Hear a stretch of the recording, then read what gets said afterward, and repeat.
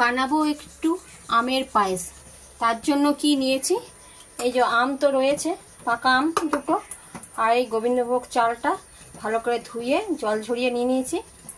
আর তার সঙ্গে নিয়েছি এই যে কাজু বাদাম আর আমন্ড, আর কটা মিষ্টির জন্য বাতাসা দিয়েছি। আমটা তো মিষ্টি আছে, জানি না কতটা লাগবে, দেখে তারপরে দেব।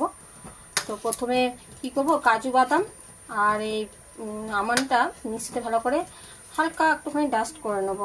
আর এই যে দুধ বসিয়ে দিয়েছি, দুধটা ফুটুক ভালো করে। তো আগে এই কাজু বাদামটা আর আমন্ডটা ভালো করে পেস্ট করে নিই। এবার চালটাও মিক্সিতে ভালো করে গুঁড়ো করে নেব একদম। তো মিহি করে একটু গুঁড়ো করব।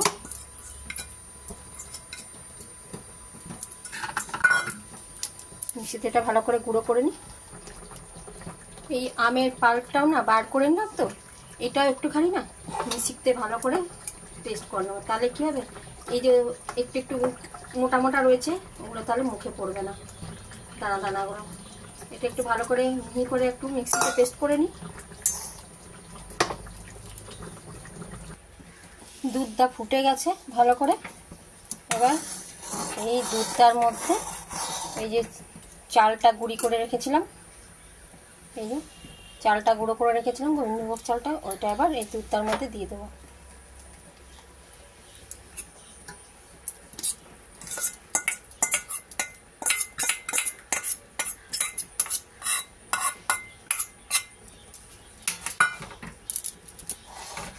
ভালো করে এটা নাড়বো, যেন তলায় লেগে না যায়।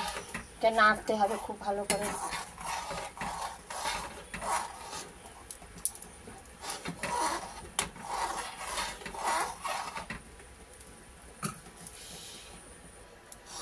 দেখো চাল দেওয়ার পর দুধটা এরকম গাঢ় গাঢ় হয়ে গেল। আর একটুখানি ফুটাবো, ফুটিয়ে তারপরে আমের কাতটা দেবো। আমটা ভালো করে বার করে চিপকে তারপরে নিয়ে মিক্সিতে এটাকে ভালো করে ঘুরিয়ে নিয়েছি। দেখো এক ফুটো পাল্প নেই, এক ফোঁটা নেই, কি সুন্দর একদম মনে হচ্ছে তাল যেমন হয় এরকম। একটু ভালো করে একটু গাঢ় করি, নেড়ে নেড়ে, না নাড়লে এটা তলায় লেগে যাবে। এটা গাঢ় হয়ে গেছে। এবার নেড়ে নেড়ে চালটা, এবার আমি এই আমের কাতটা যেটা ছিল পাল্পটা, এটাকে আমি মিশিয়ে দেবো এর মধ্যে।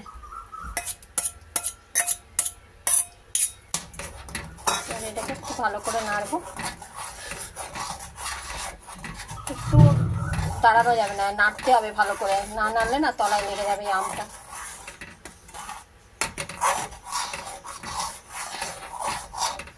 এর মধ্যে না আমি তো চিনি খাই না, তাই কটা বাতাসা দিয়ে দিলাম।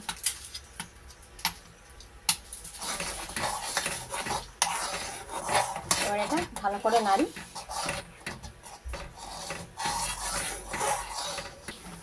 আমার পায়েসটা এবার রেডি হয়ে গেছে। এবার আমি আস্তে আস্তে এটাকে ঢেলে নেব।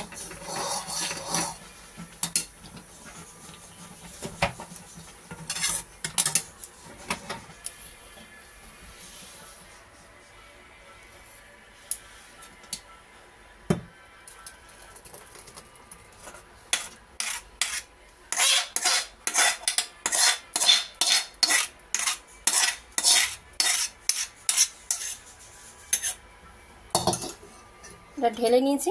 এবার আমি উপর থেকে এই কাজু বাদাম আর পেস্তা বাটাটা ছিল, আমন্ড বাদাম, কাজু বাদাম, পেস্তা, এইটা এবার আমি উপর থেকে দিয়ে দেবো।